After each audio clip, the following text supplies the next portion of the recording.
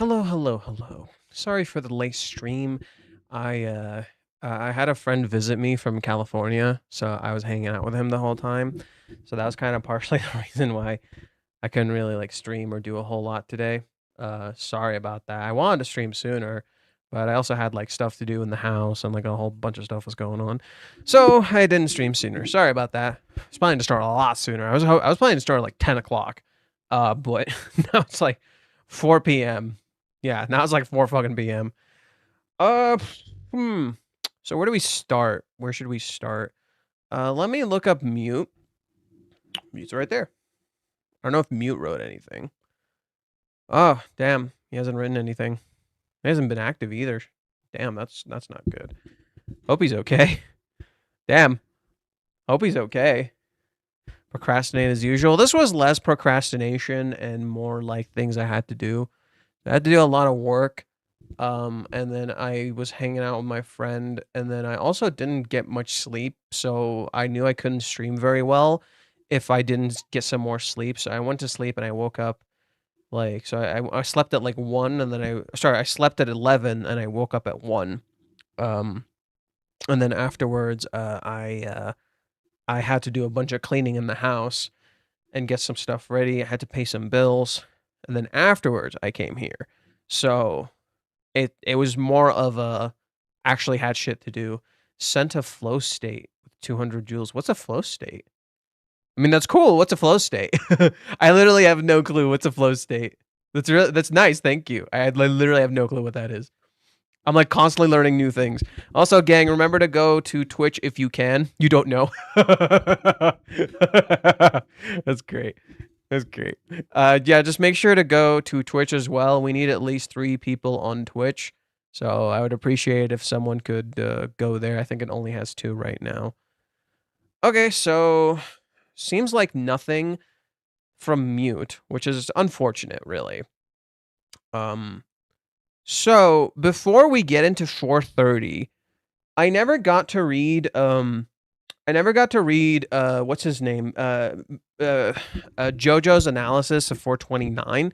So I'm going to start with that, and then I'll go into the chapter. Now, just be warned, I haven't agreed a lot with JoJo's analysis of some certain things. He seems to be... So he has 2 theories so far that I know of. One he shared yesterday that I think is bonkers and makes no fucking sense. And it's that Chizuru is pregnant, and I'm like, that makes no sense. She's literally been drinking, like, she drank during the date, she drank after the date. It just doesn't make a whole lot of sense. And then the other one is that, like, Umi's evil, and he's been planning all of this entire time. I don't know if he's changed that one, but that's the one he seems to have. So what I'm going to focus on is mostly just JoJo's analysis, rather than, like, his theories and interpretations. So let's just start with that.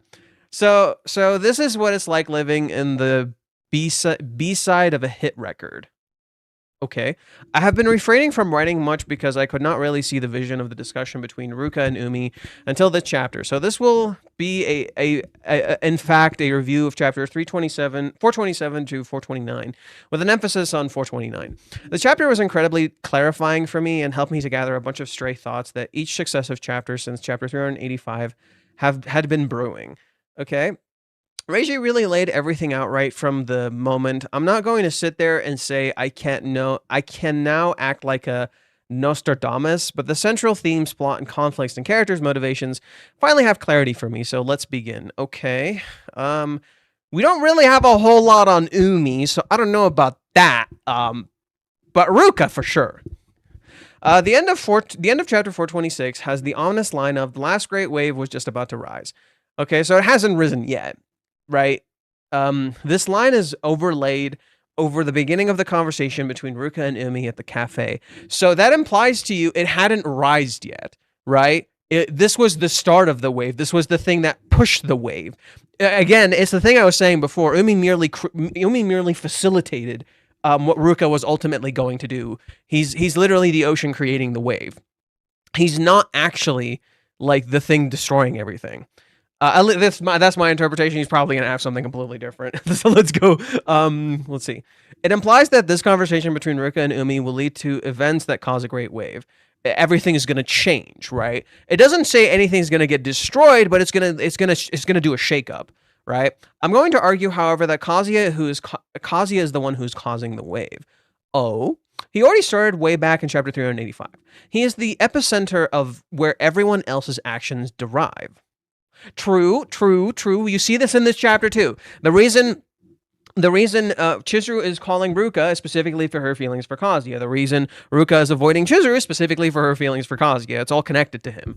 So that is true. Okay. The characters all make moves based on his actions. From Minnie confronting Chizuru to Chizuru panicking when Kazuya did not return to her home that night, to Umi calling Kazuya, to even affecting himself calling Chizuru, and so on and so forth. All a great rumble ripping out until the great tidal wave was already upon us. Okay. So far I'm agreeing. Okay. Yeah. This is something I felt too. I felt this yesterday when I was reading the chapter. I'm like, it feels like Kazuya is like connected to everything. He's like the centerpiece of everything, right? The attention is even starting to get drawn to him in the current chapters. In 430, the attention is literally starting to get drawn to Kazuya. Like everyone's starting to look at him. He's starting to become more visible. And for that exact same reason, when things go wrong, it'll be directed at him because it's very much like he's starting to become more visible about what's going on. Let's see. The waves of casualty were all invisible to us in the moment. We scratched our heads and racked our brains trying to even get a glimpse as to what was going on. It all appeared on its face that Kazuya's actions were utterly meaningless. But it turns out he's the only one who's really moving the whole time. And if the rest of the cast doesn't catch him, he might just move away for good. Okay. I can kind of see that. Timing is such a precious thing, as Curry reminds us in chapter 427. Sure, we need to sift through the misogyny to hear it, but it doesn't change how true it is. I think characters like Umi and Mami really appreciate this, while Kazuya and Chizuru are completely clueless to it. I disagree. Mami clearly does not appreciate timing. Absolutely not. She's wasting her time. She literally just keeps getting random opportunities and using them. I disagree. Umi is kind of similar in that regard. Yeah, Umi appreciates timing to some degree, absolutely. He's aware of other people's time. He tries not to use time. However, we don't really see him much in the manga, and he has bad timing. That is a thing. And Mami, I think, is a great example of bad time and not appreciating time. Chizuru appreciates time, but in a slightly different way from other characters. So it's not quite the same. Everyone is wasting time in their own way and not wasting time in another way. It's a bit of both, and I don't think that's inherently accurate. I don't like that statement, like saying these characters appreciate times and these characters don't appreciate time. Chizuru absolutely appreciates time. In her own way of appreciating time, she's avoiding him because she's trying to appreciate his time. In so doing, she's not appreciating his time. It's that explanation can very much match every character, right? Kazuya is appreciating his time in working out and taking care of himself and doing all these things. In his own interpretation of how he's doing it, he's not wasting time. From how he sees it, he's not wasting time. To us, it's a waste of time. To our interpretation, it's a waste of time. To him, it's not. And you know, like with love, it's like how you use your time, which is completely true. He is wasting his time in not focusing on the thing he actually wants. Well, at the same time, the time he is using is going to allow him to create a realization. There is no such thing as wasting time, because in using your time in a particular way, it allows you to become the person you ultimately become later. That's why, like, I think Reiji's interpretation is like, even though Kazuya is wasting time, this will pave the way for him to ultimately become the person he wants to become, in recognizing that he's wasting time. You know, a lot of us have probably wasted time in our lives. There's a period in my life where I kind of just did fucking nothing, and for exactly that reason, I came to appreciate time. You know, I think people just, you know, we see that it's a waste of time and don't recognize how the character might not have learned it's a waste of time, or maybe it isn't a waste of time at all. Your time used that is considered a waste of time will make you appreciate time. Therefore, it's not a waste of time. I hope that makes sense. Let's see. blah blah blah blah. It's a fine line between being prepared and knowing that it is the key to timing. We have to know how to wait just long enough. Ruka has the ability to strike, but she lacks the patience. So to really time it properly, despite getting the advice to do just that so long ago. See, you say that. He says that. And yet, on one hand, while that is correct, she is pretty bad at planning. What has she done with Kazuya? She was pretty fucking patient, wasn't she? Right? She didn't do anything until he was literally sitting down, didn't notice he was cornered in his own home. Hello, cat. Hello, cat. Just walks up in the front of the camera. That's so funny. Bruh. He's just in front of the camera, just casually. Right. So, like I was saying earlier, what are you doing? Bro, what are you doing? You're gonna hurt yourself. Don't do that shit. Okay. So, like I was saying, for Ruka, like, on one hand, you can interpret it like Ruka is not very good at using her time, right? So let's go, right? So how does Ruka handle her time with Umi? It's pretty fucking terrible, right? She's clearly bad at timing herself. She doesn't know what to fucking do. Like, she's clearly kind of an idiot in some ways. And yet, here's a good example of where you're incorrect. What does Ruka do in chapter 402? Right? What does Ruka do in chapter 402? She's patient. She waits and waits and waits and waits and does not get in the way until Kazuya is completely done. But at the same time, he is totally cornered. She closed the curtains. There's no one else here. It's just them. This is like the ultimate opportunity to strike. And she does it again later. Right? She does this again later. In 424. What does she do in 424? She tries to come in. Kazuya says no. What does she do? She just waits outside his house. She just waits outside his house. Walks in, catches him, boom, wins. Could you not argue that in some ways she's really bad at using her time, and in others she's actually like really fucking good at it? She absolutely is. She's absolutely used her time pretty fucking effectively in a lot of ways, and in a lot of ways she's actually not used her time effectively at all. I would argue Ruka is using her time pretty fucking effectively. And in other ways, she's not.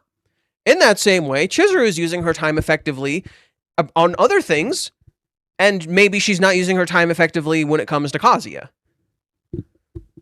I think it's a mix of both. It's not one or the other. Okay. The conversation between Umi and Ruka starts off as a battle of wills and wits that for a while seems stable, but the stability is only temporary as one side is able to make a decisive blow and get almost everything they wanted. The difficulty with the characters like Umi, well, Ruka could get everything she wanted in her own way, but she fundamentally misunderstood what Umi was there for, and she was never actually going to get what she wanted, which is to know what Kazi and Chizuru were doing, because she doesn't want to know that. So it's like a paradox. Doesn't really work. Let's see. The difficulty with a character like Umi is how to read them. If you don't know what to look for, then you can easily be misled into an entirely different conclusion. Yeah, that's for you, buddy. And what ends up happening is that we enter a kind of self-delusion. This is what the series of chapters is about, our delusions, our basis, and the chasing of what we really desire. Interestingly, it is, yeah, I think that's a good read. So the chapters are our delusions, our biases, and chasing what we really desire. That, I think, is a good assessment of those chapters. Interestingly, it is Umi's biases about Kazuya which caused Ruka to be confronted with her self-delusions. Defending Kazuya from slander is the moment that makes Ruka slip that Kazuya is her boyfriend. See, I don't know if that's biases. I really don't know if that's biases. All Umi did was call out Ruka's biases. I would argue this is your bias towards Umi's character. Me rereading that scene that he's referring to, so he's referring to this scene right here, where Ruka tells Umi, People cheat despite saying how much they love you. They'll call themselves a loving partner, all while not really caring about you. He says, what about Kazuya? At the very least, it looks like he's hitting it off pretty well with both of you. How is he any different from the fake people you talk about? This doesn't give you an indicator that this is Umi's bias. This is merely from the outside perspective interpretation. This is like from an outsider's perspective interpretation, everything he's saying is factually correct. From the little info he has, he's purely speaking facts. He's not talking on bias. He's purely speaking facts. And I think that's really important to recognize. This is not Umi's opinion. He is purely speaking in facts. From an outsider's perspective, what Umi said is 100% correct. Right? From Umi's perspective, what he just said is 100% correct. But that's Umi's perspective because he's an outsider. Right? And he's not saying this is my opinion. It is, but this is his opinion based on the fact that he has been presented, but it isn't actually what he believes. There we go. This isn't actually Umi's beliefs. He's merely pointing out to Ruka the facts and how based on those facts you could see things this way. There we go. But that's not really what he believes. I think the biggest indicator with Umi that's so fascinating to me is you never really straight up hear what he believes when he's talking to Ruka. Not straight up. He says a few stuff that seems like actually what he believes. Like, okay, this must have been bad on your mental health. Yeah, okay, that's something he can clearly recognize. But I just don't think it's like what you think it is. Like, this isn't Umi's bias towards Kazuya. That's not how I interpret it. This is what my bias would look like based on the information I've been presented. I'm not making a judgment just yet. I'm so sick of this fucking shit. Did we honestly think Ruka would immediately answer the phone? Like, goddamn. What are you upset about? I'm confused. What are you upset about? Like, what are you mad about? I'm a little confused. Umi's just an outside observer. Shouldn't be given too much credit.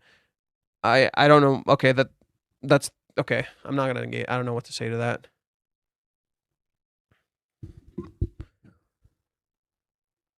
Okay, Battle of Wills.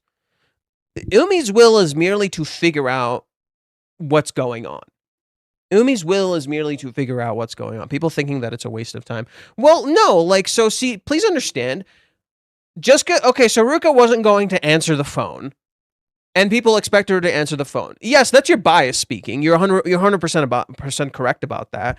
However, if for instance nothing actually truly happens in the chapter, then they're not incorrect about it being a waste of time. However, this chapter is not a waste of time. Things do happen. It's just when you use an argument like that, it's very easy to break apart.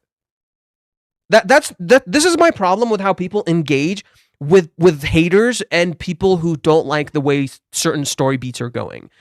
You guys need to be able to articulate a little better why something is good instead of just attacking the immediate argument they present to you, because in doing so, you fell into the trap. The trap being, you attack this one particular argument, okay, but now I have a lot more. Because you went after this one particular thing. Because there's a lot more going on in the chapter. And that is where the irony occurs. There is a lot going on in the chapter that they can take from and say that there's nothing going on. But in doing so, it shows that the chapter actually has a lot going on. That's the irony. It's a double-edged sword. That's the problem. Don't go after one thing. If you want to criticize or articulate say something is the person is saying is wrong, don't go after one thing. Try to spread yourself out a little bit and like be able to talk about multiple different points to articulate why they are incorrect. Because you go after one thing, they'll just dismiss you. It's a very easy way to dismiss someone when you just go after one thing and that's your only weapon, right? You need to have a little bit more. But that's just my only issue with how you're articulating that. Like you're not inherently wrong. It's not how you go about articulating it. You know. Let's see. Okay, where were we? Umi's bias is about Kazuya. Defending Kazuya from a slander at the moment that makes Ruka slip that Kazuya is her boyfriend, and the resulting internal disillusion that she undergoes causes her to open up about their temporary status. It is also the moment of disillusion where Ruka's heart races and not the moment where Umi grabs her wrist.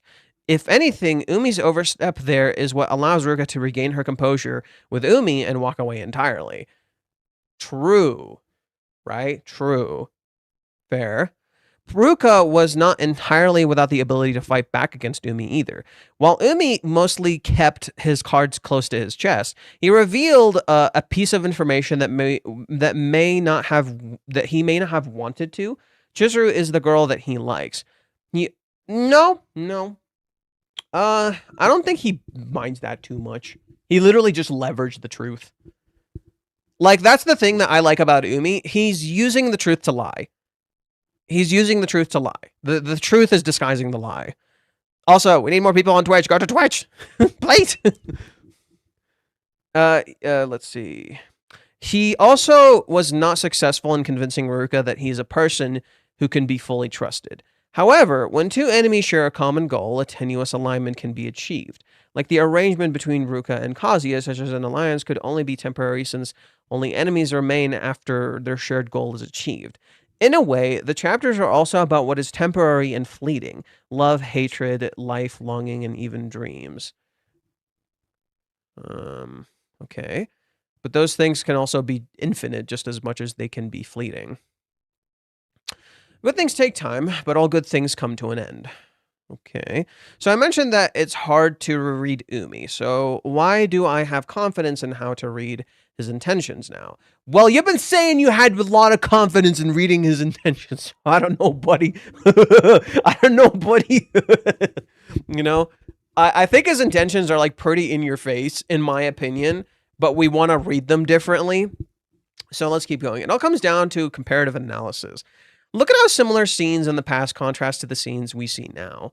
We first locate the similar scenes and then overlay them to reveal what is contrasted. In that contrast, you will find a picture of Umi revealed.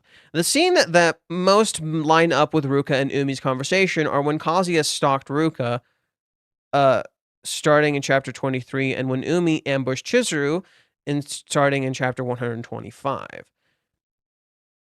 Okay, I can kind of see that. When we look at Kazuya's approach, we can clearly see how different he went about trying to convince Ruka. He can also very clearly see what Ruka's goal is right from the start. He wants to prevent Chizuru's secret from coming out, and the motivation for doing so are almost entirely selfless. His aim is to protect not only Chizuru, but also Kuri. He uses lies that are so clearly false that they cease to have any real value as lies. But crucially, throughout the conversation, Kazuya will drop just some amazing lines that end up being the thing that really moves Ruka's heart. At McDonald's, Ruka is completely annoyed with Kazuya's antics and believes that surely Kazuya is a shallow person. After all people who rent girlfriends are shallow is Ruka's bias. This is really fucking similar. I think, if anything, that's supposed to strike a direct comparison between the two characters. How you choose to interpret it is going to be important. The first moment that develops trust in Ruka is when Ruka asks, what's the big deal about people knowing the truth? Kazuya simply answers with the whole darn truth. He got dumped, he was lonely, he rented Chizuru, his family found out, and it became a big deal for his beloved grandma. Then, in his very silly way, he earnestly pleads with her to keep it a secret. Ruka is offended by the abrupt change from honesty to him asking for something that she can't trust him again. So Kazuya just keeps pleading and saying he'll do whatever it takes, no shame. Ruka, unconvinced, still runs away, and this causes her to trip and fall down the stairs. Kazuya springs into action to save Ruka. The result scene makes him look, if you don't know any better, like he's assaulting her. All hulked over Ruka's body. In a way, it's reminiscent of the time in the shed with Chizuru, or the time Ruka sexually assaulted Kazuya at his apartment. Okay. He put his body on the line to make sure Ruka wasn't hurt. He then says he couldn't let Ruka get hurt, even though she is trouble for him because of his empathy towards his friend Kuri. He then once again pleads for Ruka to swear not to tell and even admits that he's a shallow piece of crap. He will admit he's trash if it means protecting the people he loves. And finally, Ruka admits the truth. She's a rental girlfriend too. Kazuya wasn't even trying to find this out, but this genuine honesty gives Ruka enough trust in him to admit it. We'll get back to the resulting aftermath of this moment. I can kind of see where he's going with this.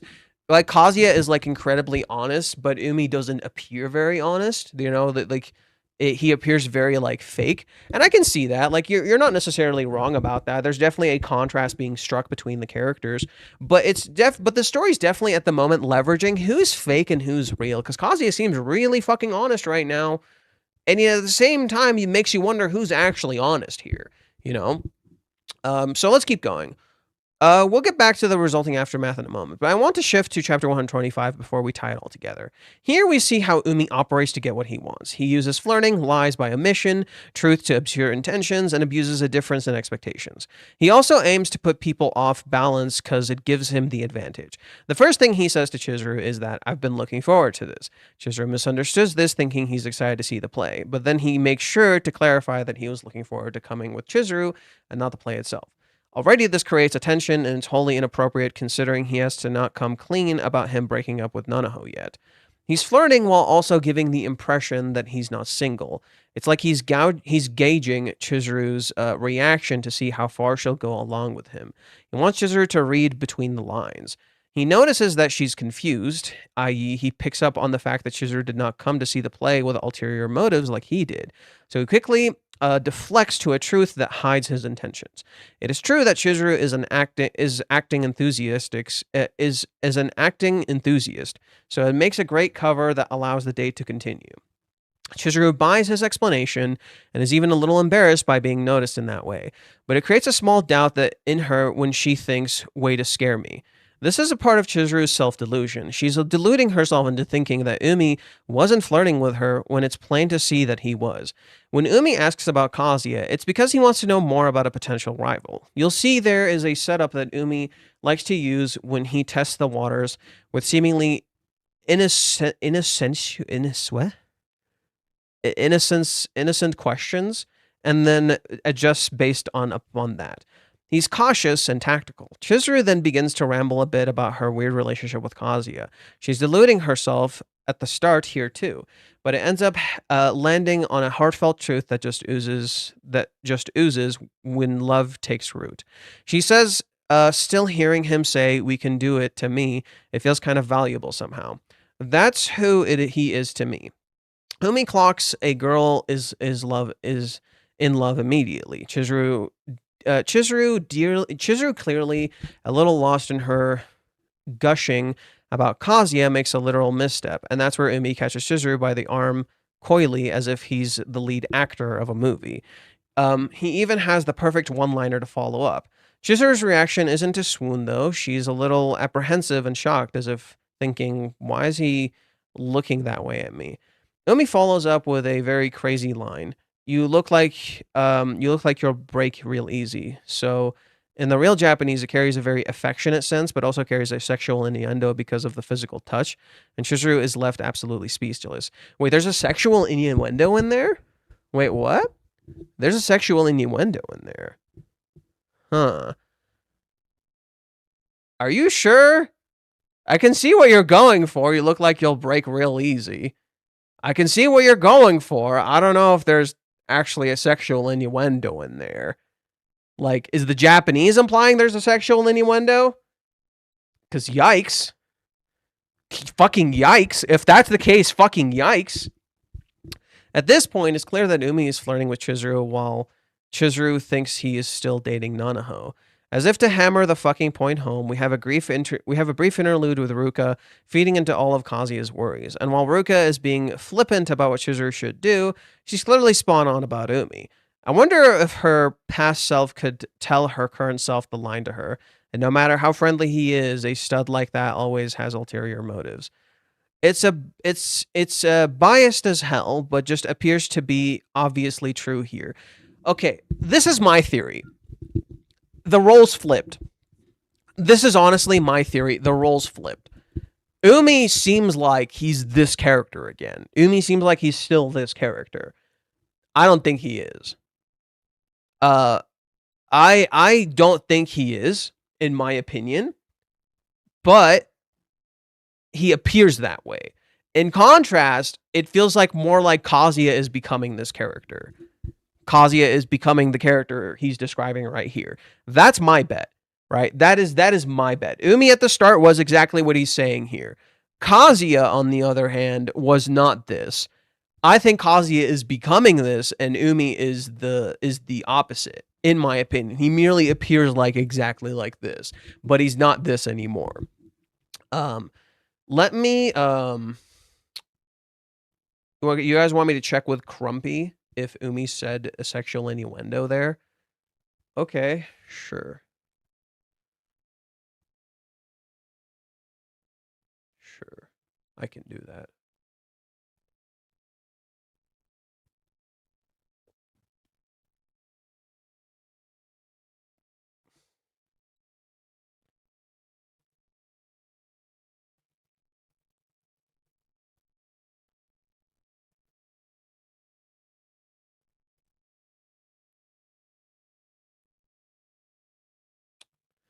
Pain in my ass.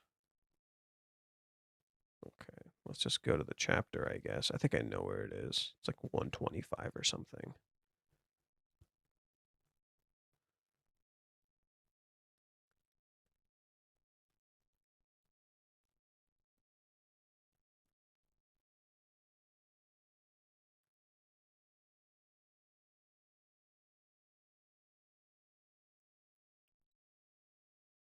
Okay, 125. Get a free purchase, I guess.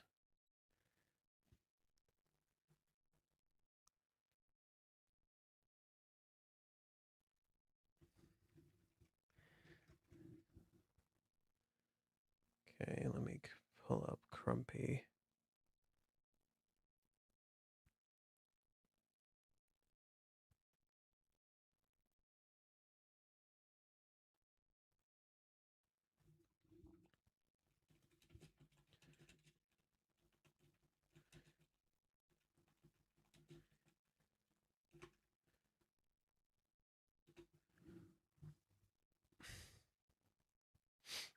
Okay, I asked Crumpy. We might not get an answer for a little bit, so just be warned.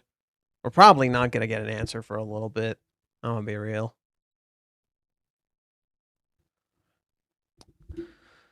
Okay. It's biased as hell, but just so happens to be obviously true here too. Kind of like how Curry and Kibei's lines in chapter 427 are biased as hell, but each carry a central truth to them despite it all. After the play, we get to see the joy radiate from, well, no, because what Kibei and Curry are saying is incorrect. What Kibei and Curry are saying is like the total opposite. It's kind of incorrect. There's some truth to it, but it's mostly incorrect. I don't know if no. It's a half truth.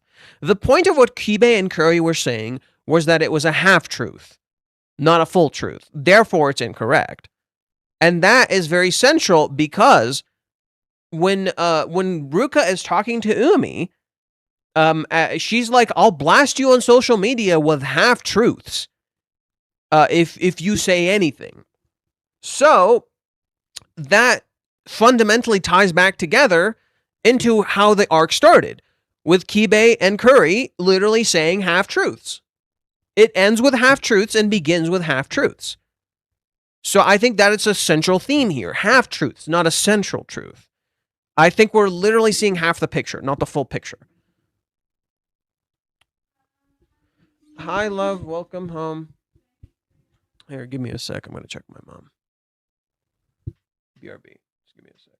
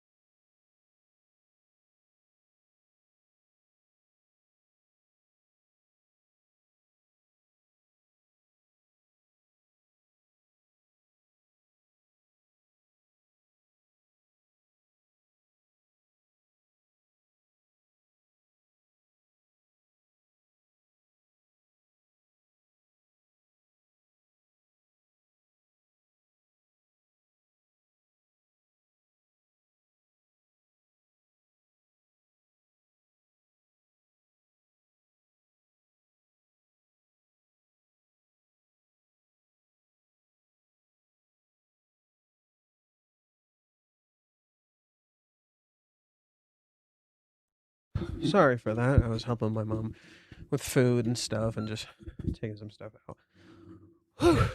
Okay, where were we? Okay, so so JoJo seems to interpret it as the central theme is like there's a central truth despite everything. I think it's the opposite. I think the thematic idea of the current narrative, at least that arc, is half truths. Yeah, let me catch my breath. I've been running around.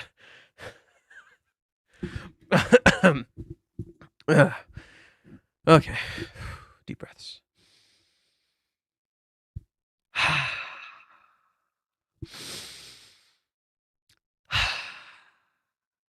I'm good. Everything's awesome. Everything is cool when you're part of a team. Okay. So yeah, to me the central theme of the current narrative is half truths. It's not you're not seeing the full picture. There is no central truth. You're getting half a truth.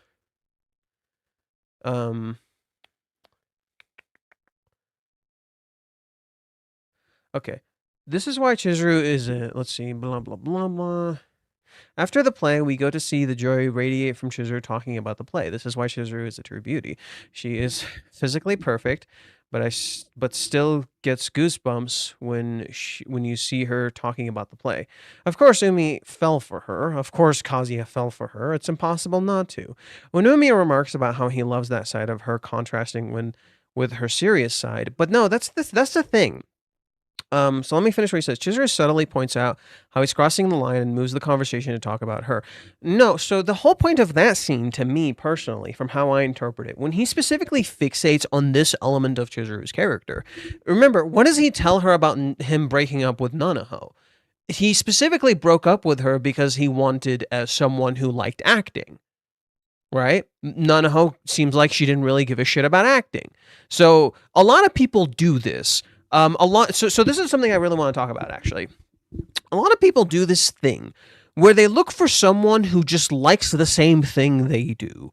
And that is the criteria they search for in a relationship. They search for someone who happens to like the same things that they do.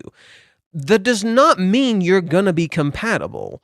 That does not mean the relationship is going to work. Just because you two happen to like the same thing, it doesn't mean you're gonna fit together well. If anything, if you can form a relationship and have different likes and dislikes, I think that's better, in my opinion. I think if you have different likes and dislikes, and you don't necessarily enjoy the same stuff, but you invest in it because you like this person and you care about them and you want to share in that happiness, that matters more than finding someone who happens to like the same stuff that you do. Because that's what Umi, I think, is doing. That's the fundamental misunderstanding Umi's doing. He's searching for someone who feels the same exact way he does about acting. But that doesn't mean you're going to have a good relationship with them. You may feel the exact same way about acting. It doesn't mean you feel the same exact way about each other. Right? That's really, really different. And I think that's very central here. Umi specifically likes that aspect of Chizuru because she's an actress. Because she likes acting like he likes acting. He wants someone who will appreciate acting like him. That's what he likes about her, right? It's not just the fact that she's a cute girl who loves acting and it's adorable and you love it, right? She's a beauty who loves acting, right? That's the surface level of it. I think the central element is specifically that she likes acting because Nanaho didn't like it. He's trying to replace Nanaho with someone who fits the picture better. But that, I think, is rooted in his grief, one. Two, I think it's that fundamental misunderstanding a lot of us come to, right? We're giving ourselves the excuse that we want someone who fits our picture better because this thing didn't work out, right? And I still genuinely believe there's still more going on with the Nanho picture. Like, I think they're going to get into that more later. Reiji will probably explore that a little more later. If he doesn't, I'll be surprised. Honestly, if he doesn't, I will be a little surprised, like straight up, because it just feels like there's more to this that's going on. Especially considering Kazuya says he later finds out more about this, right? So in chapter 127, Kazuya says later that he finds out about what happened with Umi in that arc. Like, he heavily implies he finds out about it later, right? He literally says, at the time, I didn't know, which means when he's speaking, he does know, right? So he's going to find out about this, and I think Kazuya finding out about this is pretty important. Okay, so quick update. Thank you, Crumpy. I don't know if you'll see this. Crumpy says there's no sexual innuendo here. I asked Crumpy, I'm like, is there a sexual innuendo here? I sent him this picture. This is what he's referring to. He says there's no sexual innuendo here. Okay? So this is the scene. This is the scene he referenced, and he said there's a sexual innuendo here. There is no sexual innuendo here. I think, I think, in my opinion, if there is one, it's either hidden, or I think there's a bit of fishing happening here. I think Umi was just being a little honest here, like in his own weird way. You know, he's like, all he said was that you're fragile. Be careful, right? You should. There was no sexual innuendo here. All he's saying is you're fragile. Be careful, right? But that, to me, the way I read this line is the opposite. It's not him saying she breaks easily. Rather, it's the opposite. The way I read this scene is that Umi is looking at Chizuru as though she's weak. She's not weak, and he's misunderstanding her. And I think that's maybe where, there's probably some sort of commonality happening here in maybe how JoJo's looking at this and how I'm looking at this, where I think that, like, the whole point of this is that Umi is underestimating Chizuru, and whereas this is a nice this could be interpreted as a nice compliment, someone else may not like it, you know? Okay, so let's keep going. We got clarity on that. There is no sexual innuendo here. At least according to Crumpy. Okay, where were we?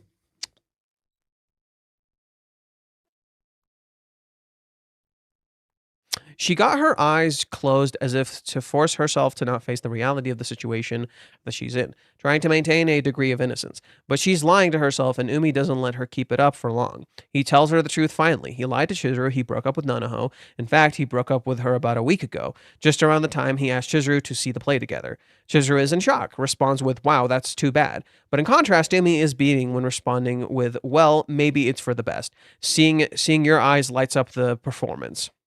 Lights up at the performance. I'm really glad I took you along, Chizuru-chan. He's not sad. He's not broken up about Nanaho. No.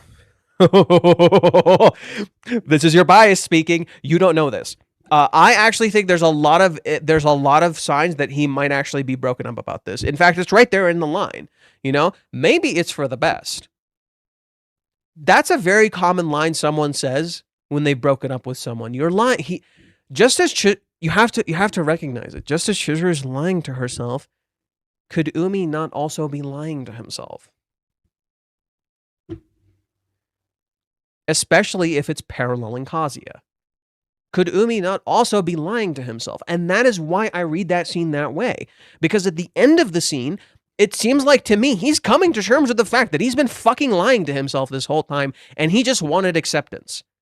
That's how I view the end of the scene with Umi in chapter 125, where, to me, Umi is just looking for acceptance. Or it's 127, sorry. Right. In 127, when he specifically asks her, "Do you like him?" He's looking for closure. He knows he's fucking lying to himself. He knows he's not okay about his breakup with Nanaho. Nobody would, if you're actually invested in a relationship, like seriously, you would not happy if it ended abruptly. Even if you're the one who did it, you're not okay. And I think that's why Umi is asking this question. Look at him. This shot to me says so much. It's so obvious. He's just, you like him, that friend of yours. It's obvious.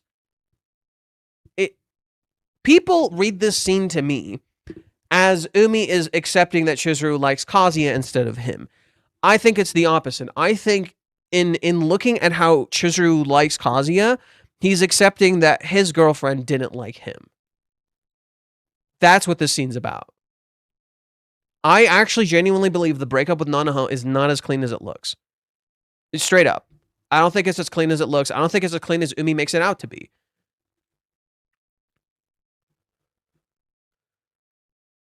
No, I think there is definitely more going on here. Okay. Okay. He's not sad. He's not broken up. It's, oh, well, I'm really happy that all that happened so I could get to be together with her alone with you, Chizuru. And when he says that right after, I really like girls who put all their all into acting. It's undeniable that he's talking about Chizuru. No, he's specifically looking at someone who likes acting, because I'm genuinely believe Nanaho did not care for acting. I think a huge part of it is that Umi was very invested in acting and Nanaho didn't give a shit. Which I think is kind of important for Chizuru's character too, because Chizuru really likes acting and she wants Kazuya to like her acting and like love that she's on stage. And I think a part of her is insecure that Kazuya may not like her play. And we see this on her birthday. I think her birthday is a great example of this, because on Chizuru's birthday, she specifically asks Kazuya, how was the play? She really wants to know what he thinks of the play. She wants him to like her on stage because she's insecure about it. I think that insecurity directly parallels Umi, but in like a flipped way. Whereas Umi really loves acting and Nanaho didn't give a shit, Chizuru's afraid Kazuya may not like acting either, right? But she wants to be with Kazuya. She doesn't want to be with Umi. That's not the point of it, right? She wants the person she likes to like the thing she likes, right? But and that's, I think, the same thing as Umi. Right? I think he just wants the person to like what he likes, not realizing if the person likes you, they'll invest in it. You know? Right? It's a fundamental misunderstanding, but it's also rooted in that insecurity that a lot of people would have, that they're afraid the person they like may not like the same thing they do. So I think that's kind of important here. So, what's up, honey? I can look around.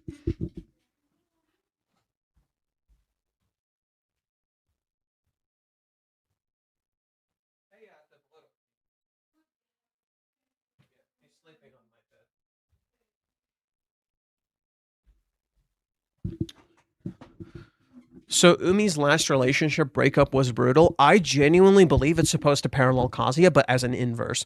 Whereas Kazuya's relationship was short and it hurt him a lot, Umi's relationship was long and it hurt him a lot. And I think Kazuya's breakup with Mami is meant to parallel Umi's breakup with Nanaho. The fact that they both have the number 7 in their names is no coincidence. Dude, Umi and Nanaho would be 7 C's. Mami's last name is Nanami, 7 C's. It kind of connects, and that's probably why some people have that weird theory that Umi is secretly fucking whatever his face, Toru from Mami's backstory.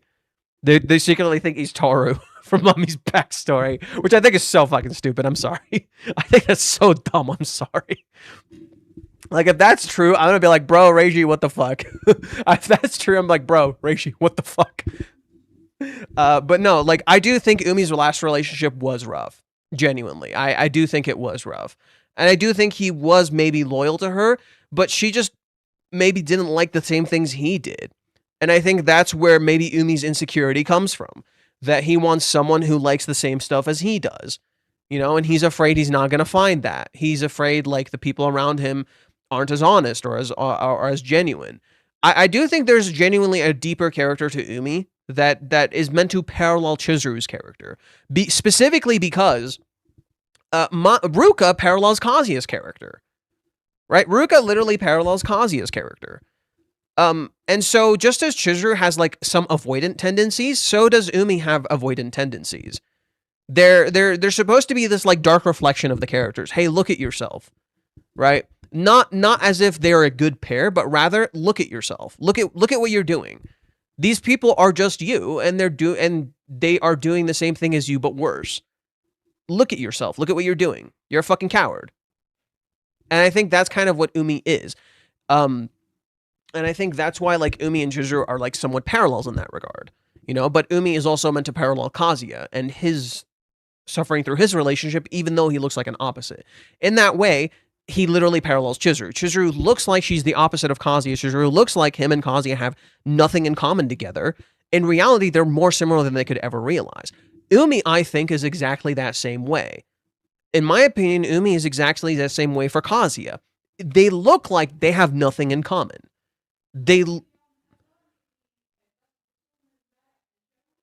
I think so. Why? Huh. نقدر نصلحها سهلة.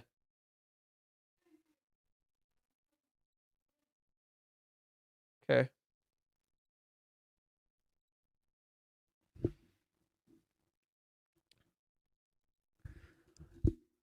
Okay. I know it's off topic, but did you hear about the news that the Sony is killing discs in 2028? Yeah, fuck that shit, dude. Fuck that garbage. Actually, screw Sony, straight up. I'm just gonna invest in my Switch 2 and my PC gaming. If this is actually real, I'm just investing in my Switch 2 and PC gaming. Fuck Sony. Straight up. I'm gonna buy my games that I want on the console, like physically. But if they actually discontinue it, I'm done. I don't give a shit. I'm not loyal to any company. Fuck companies, dude. I'm not loyal to any console or any companies. Fuck these companies, dude. I'll just buy shit on Steam. I have my own physical copies of games I enjoy. I'll buy like Kingdom Hearts 4 and Final Fantasy 7 Revelations like on my PlayStation, but fuck Sony. Like they've been systematically and notoriously becoming worse and worse. This is like incredibly hypocritical of them because literally when the PlayStation 4 was out, Xbox literally tried to do this. Right? If I recall correctly, Xbox literally tried to do like some shit where they control, like not the exact same shit, but they like tried to control like the discs so you couldn't trade discs with people. It was like the discs were controlled or some shit. And it's like the game would be tied to your console and you couldn't trade it with anyone or anything. And Sony literally made a video mocking them where they're like, oh, if you want to trade games with PlayStation, you can literally just hand over your disc to someone else. You could just hand over your disc to someone else. And I'm just like, oh, that's that's pretty cute. And then all of a sudden, now fucking hypocrites, right? It's all about money, fucking hypocrites, right? They want to control the pay, and then even though they admit the digital is worse, right? Even though they fucking admit digital is worse. Right? They're literally hurting themselves, and it's fucking stupid. It's so dumb, honestly. And they're just making the industry worse, right? It's just getting worse and worse and worse. It's so stupid. Can you speak Arabic? That's impressive. Yes, I do speak Arabic. That was my native language. Yeah. Arabic or Iraqi was my native language. Spoilers.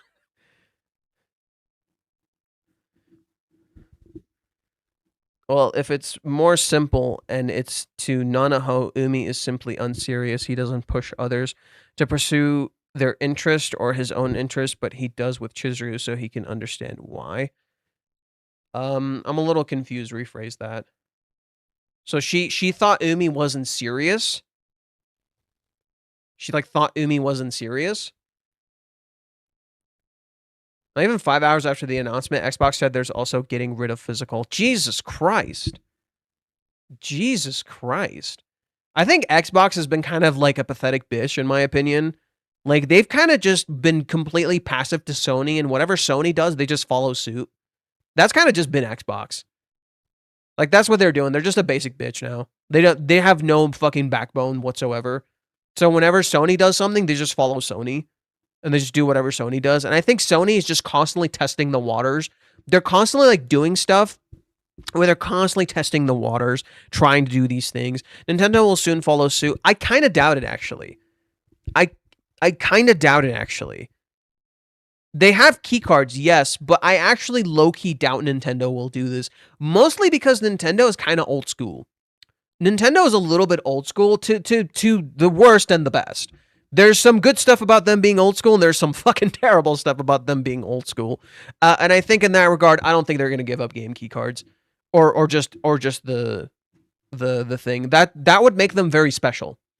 The Switch is already special because it has stuff like that, like stuff that's exclusive to Nintendo. Now Nintendo would be the only ones who would have physical content. Do you know how special that would make the Switch?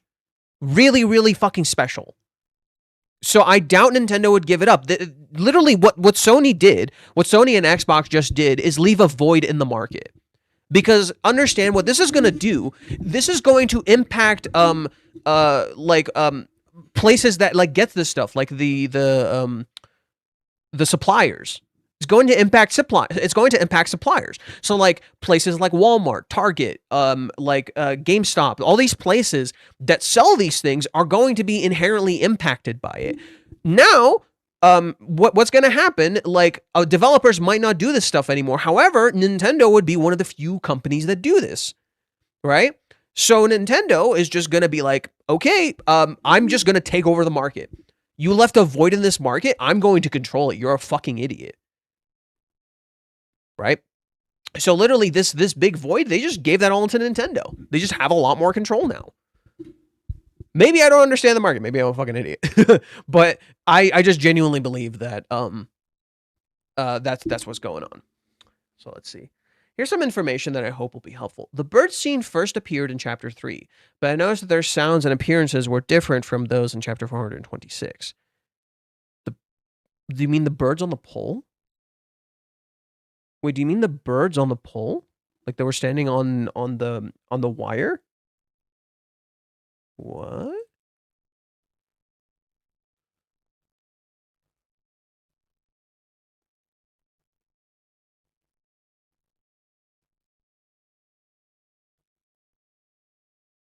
Okay, we're seeing the wires.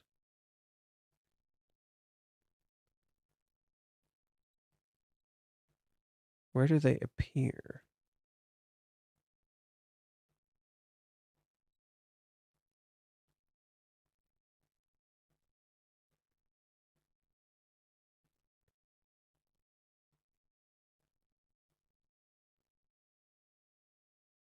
I don't see any birds. On the last page? This is the last page.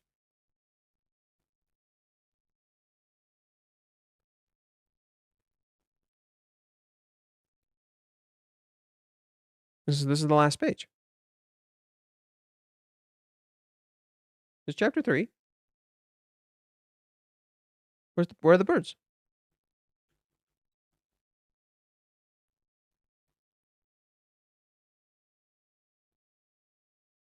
Am I crazy? Where are the birds?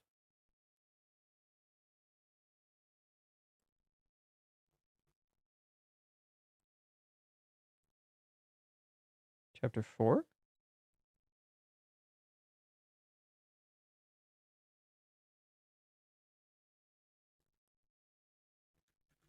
Chapter 4. They're in Chapter 4. What?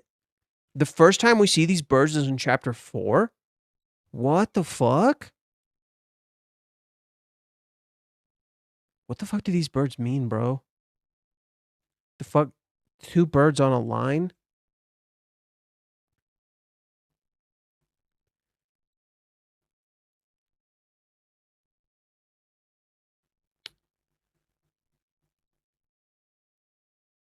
Wait, why do these birds seem to appear around like sex or sexual feelings? What the fuck?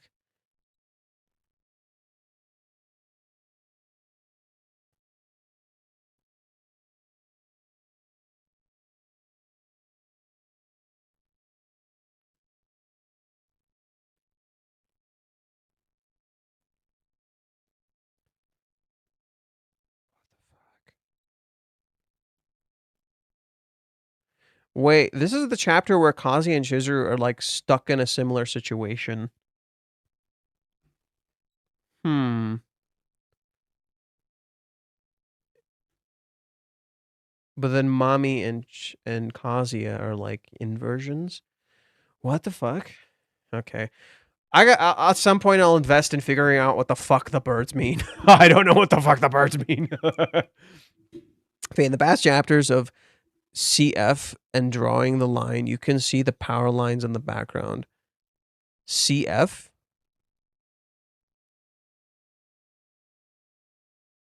The drawing the lines, you can see the power lines in the background for the past drawing the lines chapter. Okay. So that would be 395. Is that the first one? That's part 2. 394. Clear sky.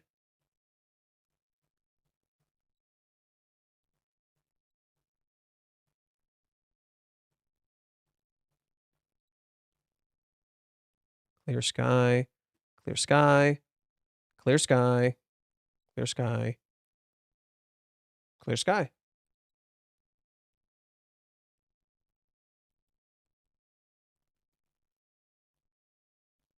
Clear sky. Very clear. No power lines. No power lines in sight. Very clear. I think the whole point of this is that it's very clear. Right? I think the whole point of this is that this is very clear. There's no complications. Right? It's very simple, very straightforward. There's no complications here. Right? Even here, when it turns to Kazuya, there's no power lines. You see the sky very clearly, right? You look at the sky and you see it very clearly. There's no complications. You see the power lines here in this flashback. Yeah, this seems like the total opposite, actually. This seems like the total opposite. In the previous Drawing the Lines chapters, there's no power lines whatsoever. They don't exist. They're not there. However, in the current chapters with Ruka, there's a bunch of power lines, literally showing how everything is intersecting and interconnected. No power lines. Those aren't power lines. No power lines, no power lines. Clear skies all the way through. Not a single power line in sight.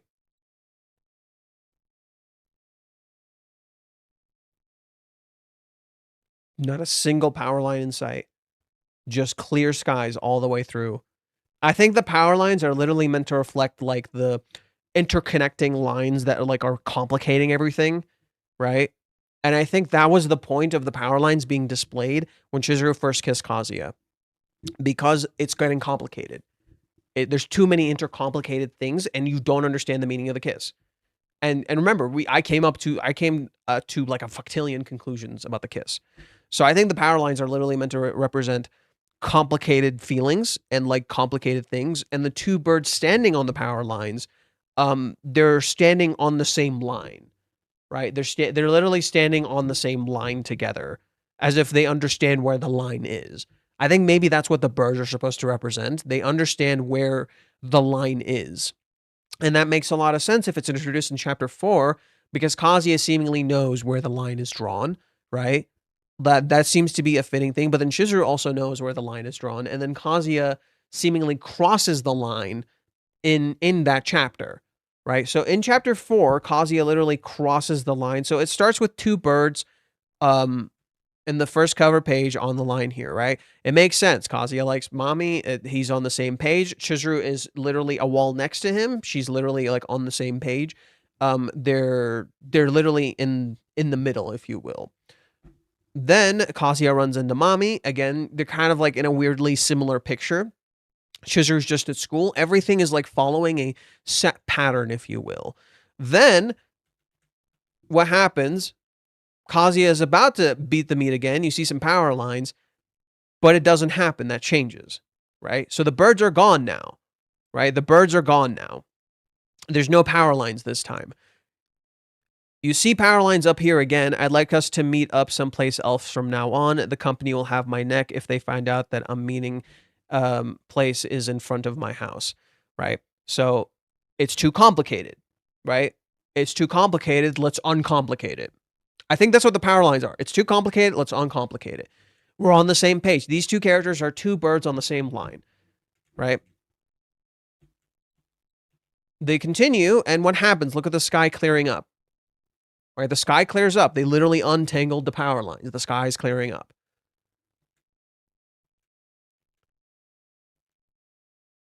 Clear skies, mostly. Right, you mostly start seeing clear skies.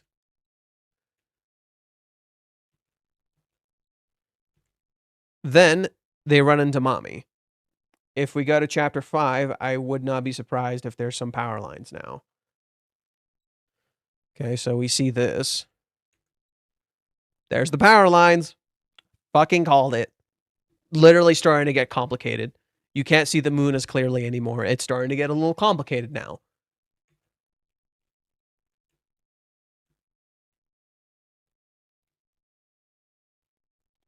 Power lines are covering up everything. You can't even see the moon anymore, right? There's a lack of clarity now. The feelings are complicated now.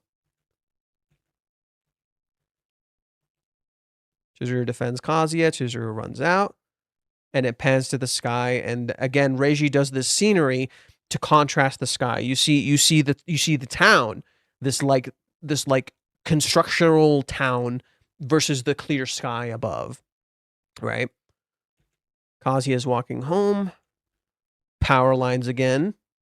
Dude, the fucking vibes here are like next level.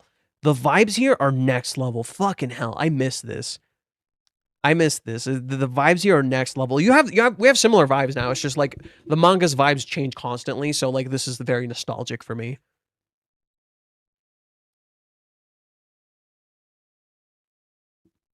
Yeah, I think the power lines are meant to reflect complications, whereas a clear sky, you're seeing everything a lot more clearly, right? When there's power lines, you can't see it very clearly. Something is wrong.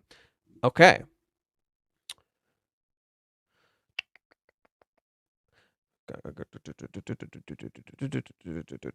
In shadows in her mind, she then deludes herself. She tries to spin what she's clearly happening as Umi is acting strong so she wouldn't feel bad. But it's all self-delusion. She doesn't want to admit that Kazuya was right about Umi all along. And many readers don't either. And if you think I'm reaching about this being about Chizuru's self-delusion of the situation, I've attached the image of the line that Chizuru says right after this with Kazuya. Can you quit deluding yourself? I told you I was just filling in. Eyes closed, a clear lie, and clearly telling on herself because she was the one who was deluded. And the biggest delusion of all happens after when Umi asks, "Do you love that guy or what?" We all know the lines she says, "I don't like him." Haha, what a farce, right? Right. So in that same way, if Chizuru is deluding herself about Umi, is she not also deluding herself about Kazuya? Chizuru, you knew you loved him right there and then, but you deluded yourself, and this choice to keep yourself in the dark about your feelings led us right to the events of chapter 427 and 429. I don't think so. Chizuru at the time may have been deluding herself about her feelings. Now, it's a little different. She actually just doesn't know. I think where Chizuru was in chapter 125 through 127 is not the same place she is now. She's a different character. Things are different. Things are not the same. And the lies upon lies that compound from the moment became like shackles trapping her to an indecision that she herself created. Why hasn't Chizuru made progress? Because she can't forgive herself. She broke herself. I couldn't see it until this chapter.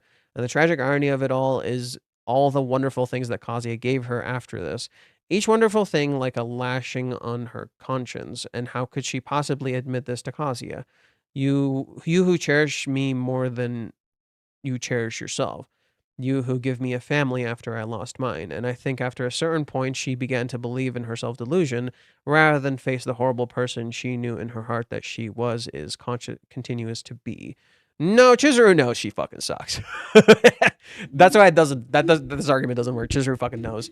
Chizuru is fully aware, like she's not she sees herself for who she is, but she's trapped in the bad person thing. Because facing herself means the constant mental flagellation of her cowardice. And you start to see her subconscious begins to war with her conscious. Now she's deluded mind. Yeah, I don't... What you're describing to me is Kazuya's character. That's who you're describing to me right now. To post Hawaiians, Chizuru faced herself. And she was trapped in grief, so I just don't think it's a fair assessment to say she was just completely self-deluded. No, she was trapped in grief, dude. It's just not. I've just never liked this assessment. Like there's layers to this. I only feel sorrow for Chizuru now. Of course, it's her fault she is in this predicament to begin with, but I just feel so bad for her. We should hate her, but I can't bring myself to. I just see a girl who made a mistake that she didn't know how to take back. You want to know how Chizuru rejected Kazuya? That's why she rejected Kazuya. Let's go back. No. That's just a part of it. Rent-A-Girlfriend has one singular truth, in my opinion. One singular truth. There is no one single truth. Its single truth is that there is no one single truth. The author never likes to say conclusively, this is true and this is false. There are some things he does, absolutely. There are some things he does. This is true, and this is false. But there are aspects of the story where he's just like, I refuse to like speak in absolutes. You know, he doesn't. There's things he wants to be absolute about, and then there's things he doesn't want to be. You can be absolute when you need to draw a line, for instance, right? When you're trying to draw a line with someone, you got to be pretty absolute about it, even if you yourself are a little confused. You got to be fucking absolute about it. However, with like characters' feelings, emotions, complications, things that they're going through, he doesn't speak in absolutes. You know. Let's go back to the analysis. Now that I hope I've given you the ability to see Umi accurately, let us return back to the conversation 427 through 429. Knew who Umi is and how he operates. Again, you're operating on the old dynamics that were presented at the start of the series, not the new dynamics that the story currently functions on. Therefore, this argument kind of falls apart very easily. First, I hope it's obvious now that Kazuya is the polar opposite of Umi, so contrast what we know about Kazuya's approach in chapter 223 and flip it. Kazuya sought to selflessly protect Chizuru, therefore the opposite would be Umi is seeking to selfishly destroy Kazuya, or perhaps even Chizuru too. And what's more, like Chizuru, like Ruka, like Minnie, like Sumi, and like Kazuya has deluded himself, Umi has convinced himself that he's doing it is right and not for himself. So when we start that, what you're describing is Mommy's character.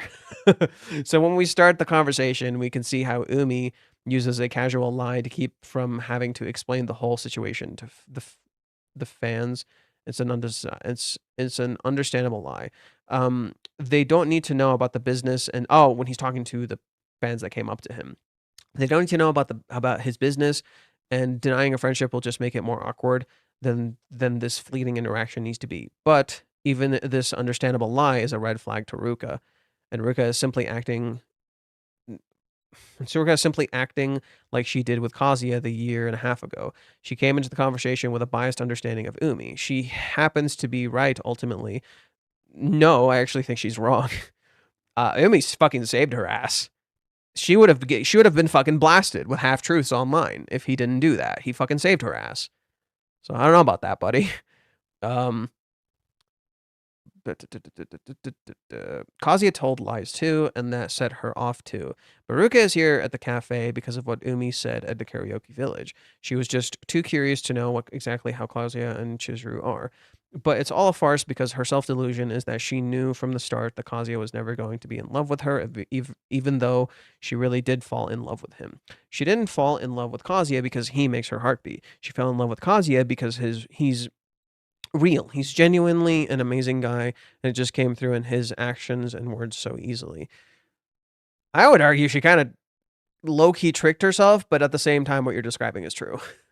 But even though she knew he'll never love her back, she couldn't give him up because of the resentment towards her own doomed fate. This curse of the slowing beating heart, and her heart moves because of her genuine attraction towards Kazuya.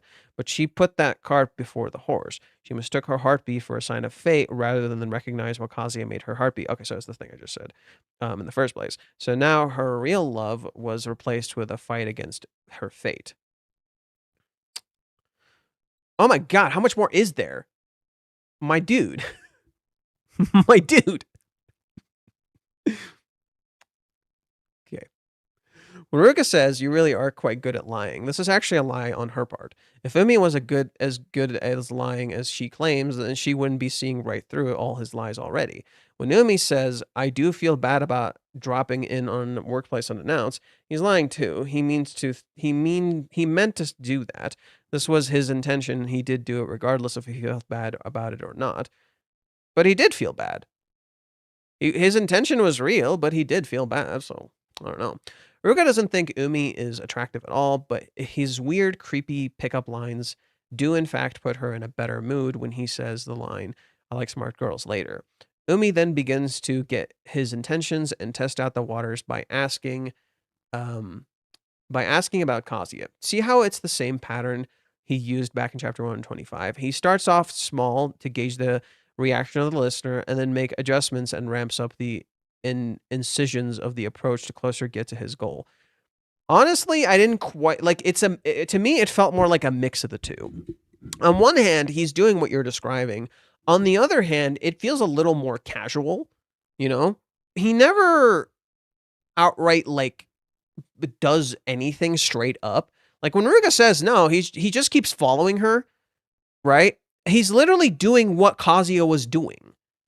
That's kind of like where I feel about this. Like the way Umi is acting is he's literally doing what Kazuya was doing. It's just kind of slightly reversed. But it's kind of the same too. So that's kind of why like your comparison, like I think in my opinion falls a little flat because it's literally meant to be a parallel between the two characters. Where Umi is literally doing what Kazuya was doing, it just looks fake. That's the difference. Umi is literally doing what Kazuya is doing, it just looks fake. And so you doubt him. You doubt him as Ruka doubted him. You're essentially seeing Umi how Ruka was seeing Kazuya, right? Reiji is making you see Umi how Ruka saw Kazuya. In so doing, it sets up for the reveal that Umi is not who you think he is. And it flips that narrative on its head, that you've been judging Umi the same exact way Ruka has been judging Kazuya at the start of the series, and how in many ways you see the characters. Reiji is literally playing to your bias. Okay.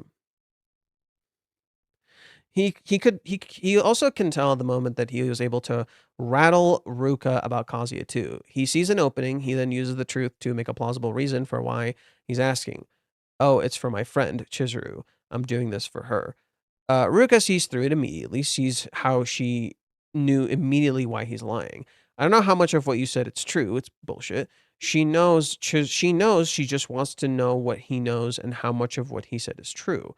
Oh, fucking hell. I'm like tripping over my fucking sentences. She knows she just wants to know what he knows and is entertaining him to get it.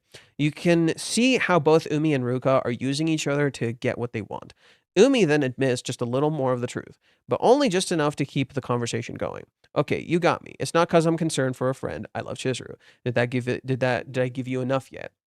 See how this contrasts with Kazuya, who just told the whole dang story about his relationship with Chizuru right away? Not quite. Ruka kept pushing him, and she told him, like, why are you doing all of this? And Kazuya admits it, you know? So not quite, no. There's a similarity, absolutely.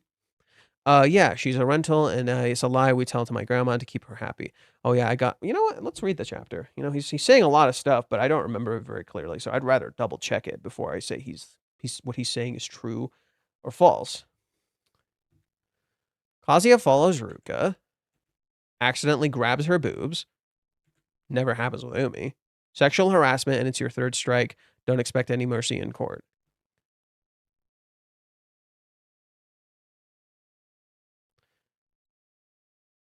This is my direction, too.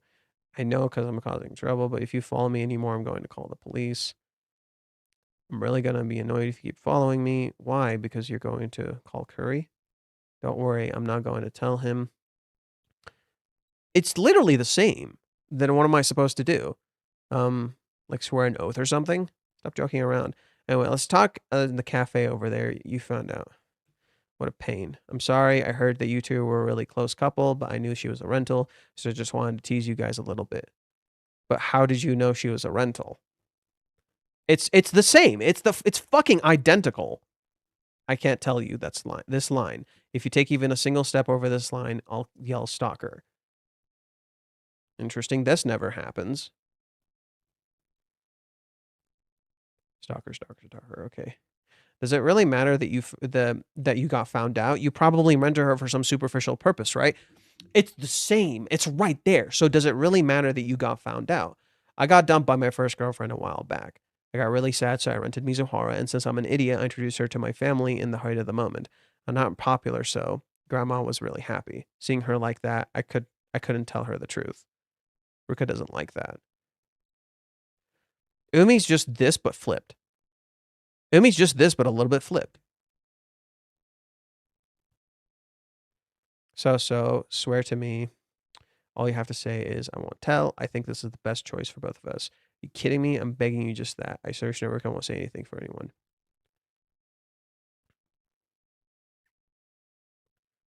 It's the same. It's just slightly different.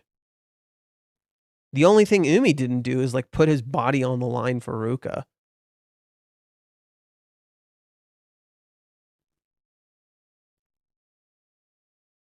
I think the difference is, rather than Umi putting so Kazuya put his physical body on the line for Ruka because that's all Kazuya has. Umi literally put his reputation on the line for Ruka. That's what Umi sacrificed. Umi literally put his reputation on the line for Ruka. And he did it twice. He did it once in the store, right? So when they were at the cafe, he did it once there. And he did it again when she tripped and all the girls like knew who she was and he got blasted and now his image is a little bit smeared, right? There's going to be some stuff about it online, but he just took that anyway. So he did take a hit. It's the fucking same. It's just flipped. It's the thing I was describing before. So here, this is where I'm coming from. This is where I'm coming from. Where is it? 409. This shot to me tells me everything. Umi, eyes closed, smiles at Kazuya. Kazuya, eyes open, completely in shadows. They're inversions. And look, you literally peek behind the curtain. You literally peek behind the fucking curtain. You literally see behind his fucking eye. This eye that you like never see, you actually peek behind it. It may be closed, but you peek behind it.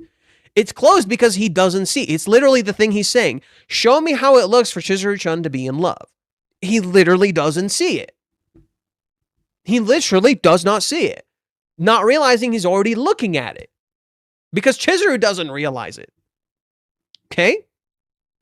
This is an inversion of Kazuya. It's literally Kazuya, but flipped over. Because Kazuya's eyes are wide open, and he's completely blind. Kazuya's eyes are wide open, and he's completely blind. He's literally an inverted mirror of Kazuya. He's not his opposite. He's just an inverted mirror. That's how I read it. Right? That's personally how I read it. They're inverted mirrors. Because Kazuya here is sure keeping a lot of secrets.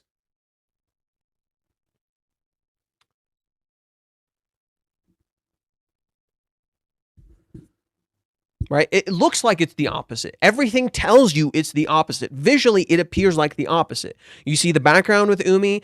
Umi has here, let me show it again. Right, you see the background with Umi. Umi wears black and his hair is white. He's speaking, he's saying something, and his eyes are closed, right? And you're peeking behind the bangs.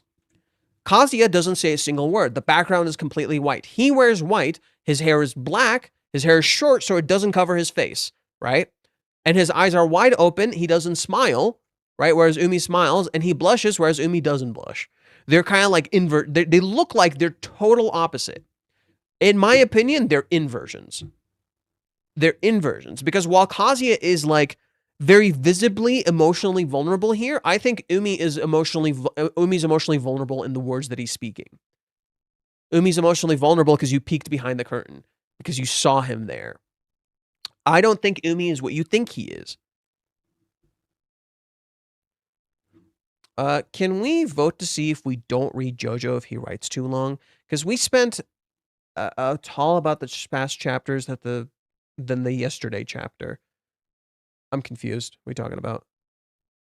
I'm reading this because I didn't read it last time and I find it interesting. I'm reading this because I find it interesting. That this is interesting to me. I don't agree with everything he's saying, but he's making some assessment that could be really useful to understanding stuff in the future. Like I said before, while his interpretations may not be correct, I think his analysis has some basis to it that is useful and is helping us understand the story better. I need you guys to not look at what this makes you feel immediately and rather look at what you can find in there. It's kind of like digging through a treasure, you know? There could be something really nice in there and you could find something that's really dumb in there too. That's just kind of how writing goes. And that's kind of why I'm reading is. And don't worry, we're almost done. We'll switch off in a little bit. We'll read some other stuff. I won't stick purely to JoJo. We'll read other stuff. I'll make my own analysis. We'll reread through the chapter and stuff. We have some time. There's no need to stress about it too much. Okay.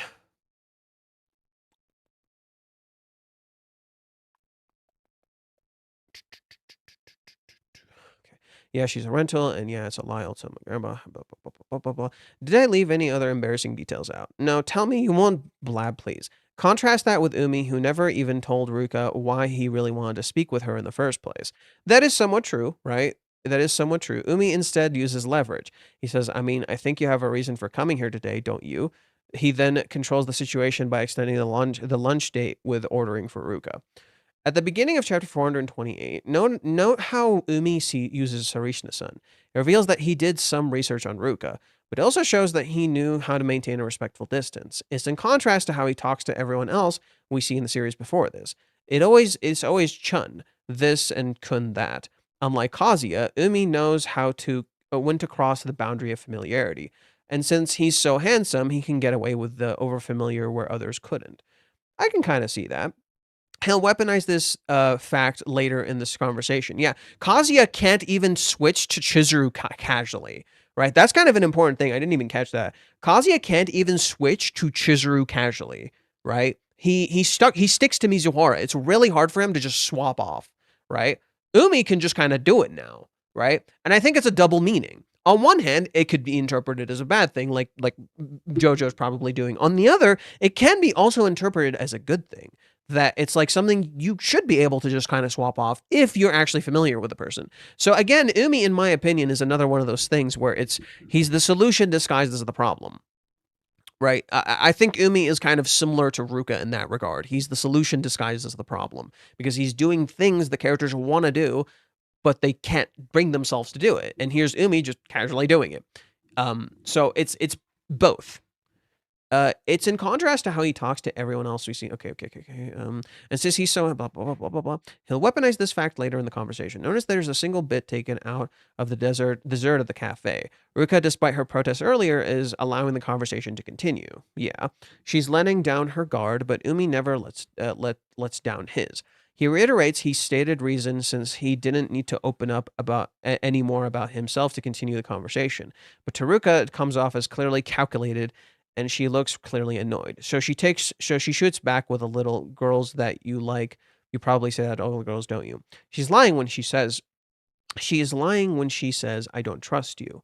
She trusts him enough to believe that what he's currently saying is the truth, but she also knows that he's still not being totally forthcoming. Umi then tells a technical lie. It tells a technical truth, but it's in a spirit. It is in a spirit a lie.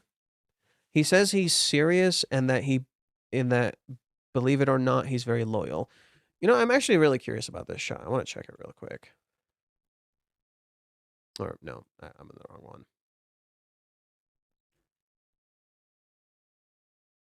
He does close his eyes, but it's also kind of a truth. From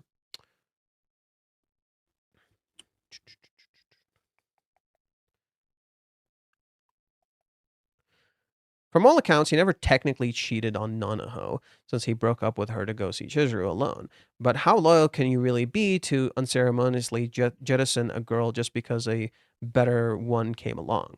You can see how that contrasts with Kazuya, who has remained steadfast to one girl the entire series, despite the constant temptations of all the beautiful girls around him.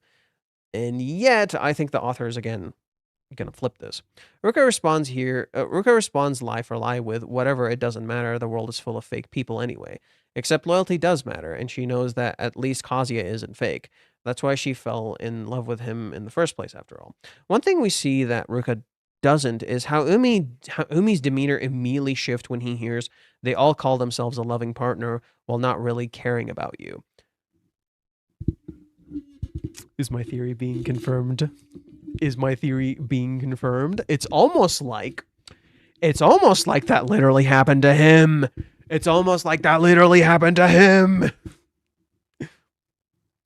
Right? So let's show the thing that he's talking about. They all call themselves a loving partner while not really caring about you. Umi's demeanor shifts as if it literally happened to him. As if he literally gets this and he literally asks her about Kazuya in return. His entire demeanor shifts.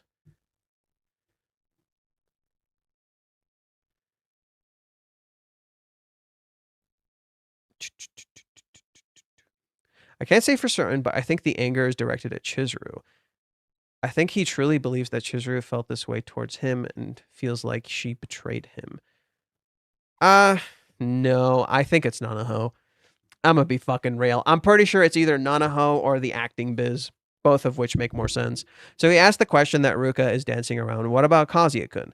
Well, Kazuya isn't fake at all in Ruka's eyes. In fact, it's the entire crux of her whole attraction to him. To challenge that is to challenge the very foundation of her love and understandably shatters her guard. That's why she accidentally lets slip that Kazuya is her boyfriend. Oh, it's the same thing Kazuya experienced with Ruka. I wrote this before. It's the same exact thing Kazuya experienced with Ruka, where when Ruka asks Kazuya if you can't, it's like a stupid thing. She asks him if you can't if you don't want to do it with Chizuru right now, then you must not love her very much. The moment his love is challenged, his entire character falls apart because the foundational element of his character is love. Ruka, the foundational element of her character, as she understands it, is the truth, right? Honesty, the truth, loyalty. And yet, the moment that is challenged for even a modicum of a second, Ruka falls the fuck apart. Like instantly, her entire thing falls apart because she knows the entire relationship she is in is founded on a lie. Okay, interesting stuff. And suddenly, it's too much to keep pretending that this whole situation is okay. When she stops being fake with herself, that's when her heart skyrockets. Just how Kazuya being genuine causes her heart to skyrocket, and she no longer can be fake, so she tells the actual truth. Kazuya is her temporary boyfriend. Her heart doesn't necessarily skyrocket. No, that's not how I viewed it. No. Chapter 429 is special. For 428 chapters before this, Kazuya actually appeared in every single one, but this is the first chapter where he was not really actually present. Suddenly, this is no longer Kazuya's story alone. Everyone in the story is moving and reacting to him, but he's not in frame anymore. We lost sight of him for a moment. This never happened before. I don't know what it could mean, but it's eerie. We pick up with Ruka and Umi apparently already mid-explanation of the situation. What immediately struck me about all of this was how different Ruka and Umi's postures are in comparison to the end of 428.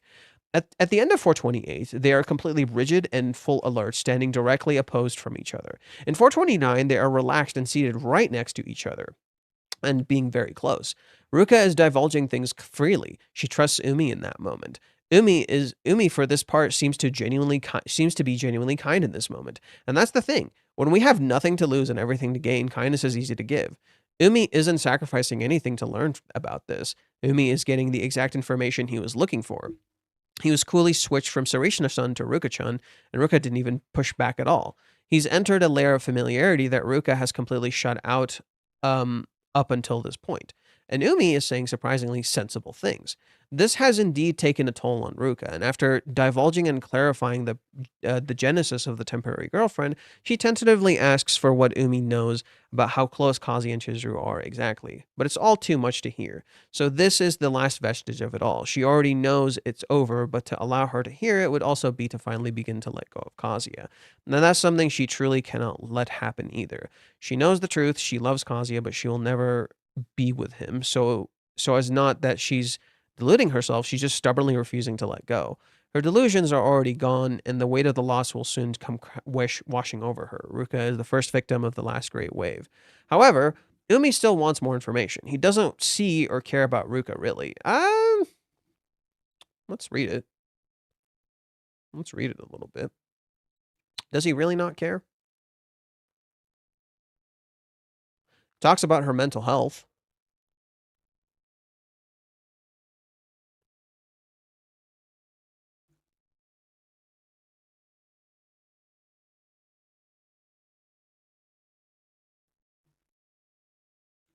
He cares to walk her home. When she trips, he catches her.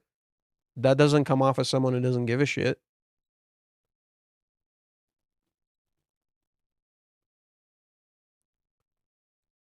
Yeah, that kind of contradicts the narrative a little bit. So I don't know about Umi not actually caring about Ruka. Um,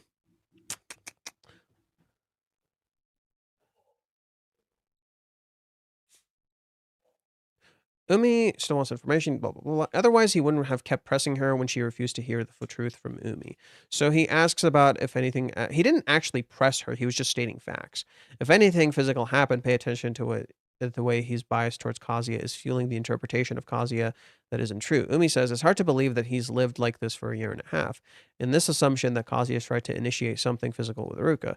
The dramatic irony is that Ruka is the one who initiated physical contact. He clearly blushed reaction gives away that something physical did happen, but without Ruka clarifying it to Umi, it could give the impression that through his bias that it was Kazuya who initiated.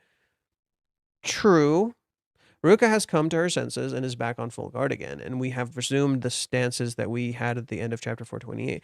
And the icing on the cake is that what is framed to the audience as a heart-skipping moment when Ruka trips and Umi catches her is actually the precise moment when she realizes that she actually trusted a guy who was clearly trying to manipulate her this whole time.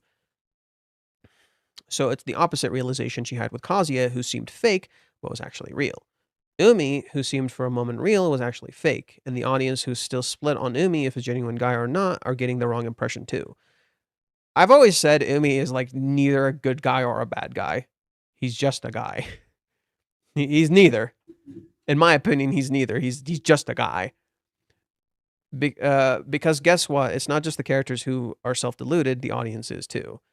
That's right. Reiji led us by the nose and made things so convoluted until we couldn't tell up until from down the left from right, blah, blah. Where would Ruka liken to Umi too? A host to a hostess bar.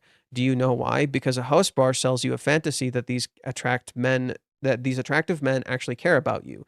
They are experts in getting clients to let down their guards so they can pump up the clients for exuberant drinks. True, this is real.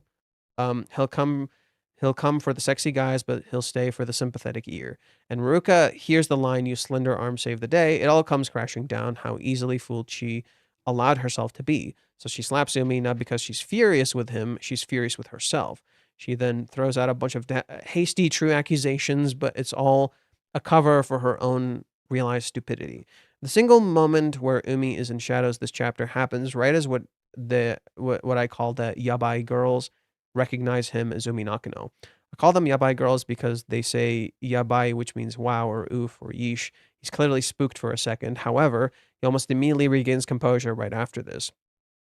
You might think he's worried about being seen as being rejected, but I don't think that's the reason. You see the yabai girls also made the appearance in chapter 127 too, and their comments of confessions or breakup don't faze him at all. So I think it was I think it was his name coming up that spooked him. I think he was worried for a moment that someone recognized him, and that he'd have to explain what it is he's even doing. But upon hearing that they're just some yabai girls gossiping, he immediately knows he can dismiss the danger. And just for a brief moment, Umi's mask slips, and he sticks his tongue out at Ruka. No, he doesn't. He didn't stick. No, that's just his mouth. He's just opened his mouth. He didn't stick his tongue out. His mouth's just open.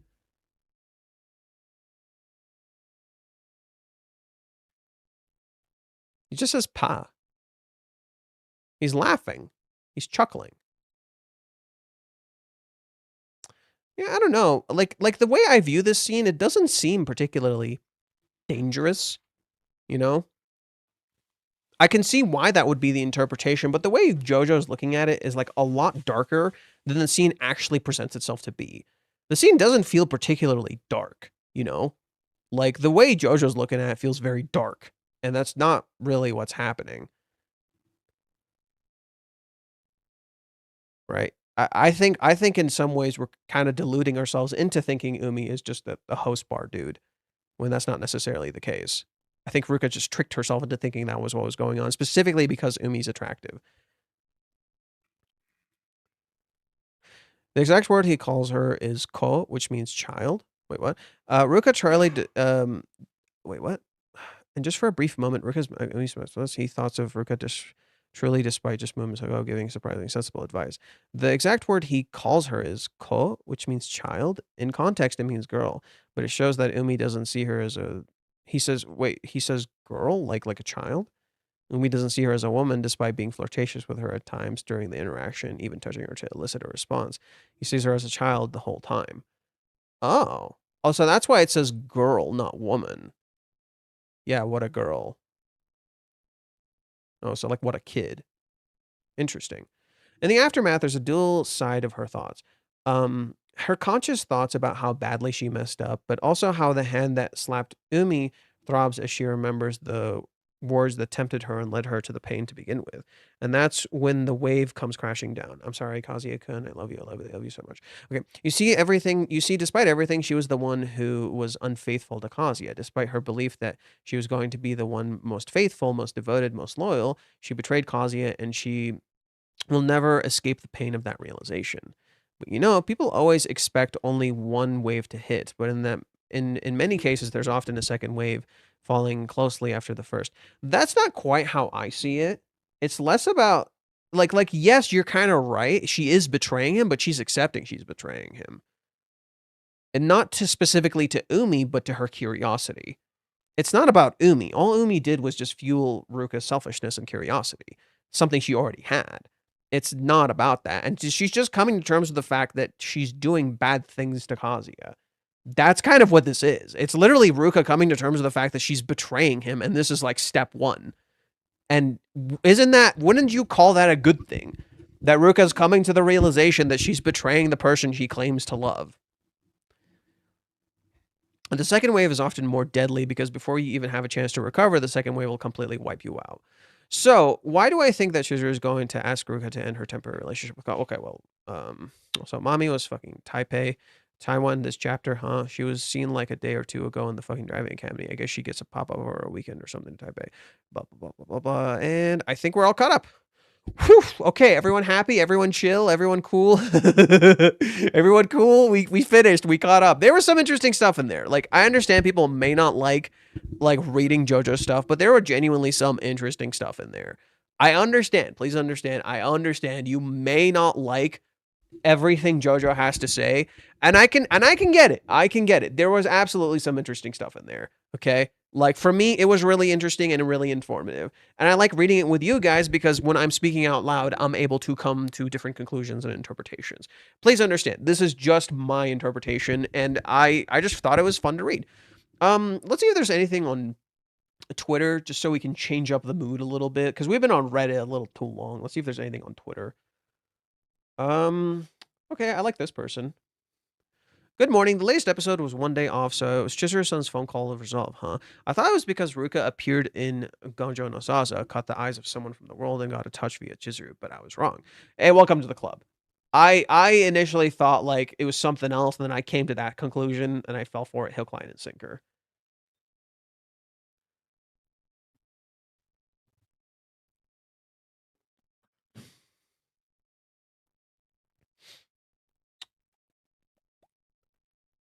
Oh yeah, gang, I think we still need one more person in Twitch chat. So if someone can just hop on Twitch, I would appreciate.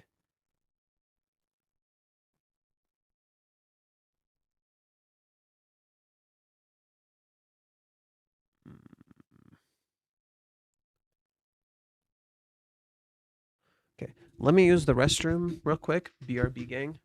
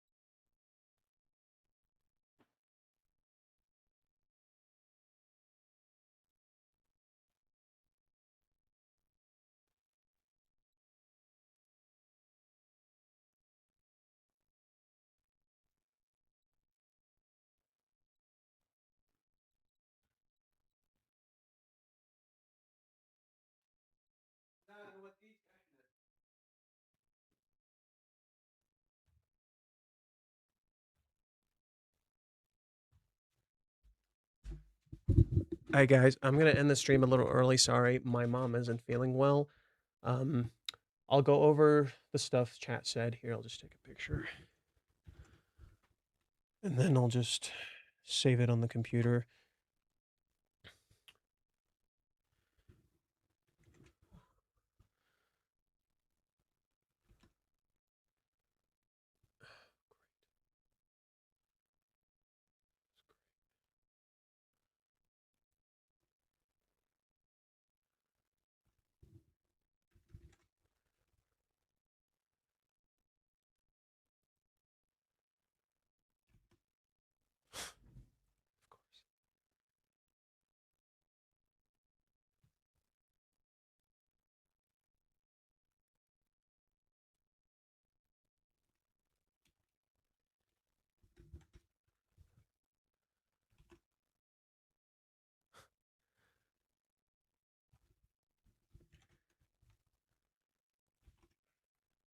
Fine, we'll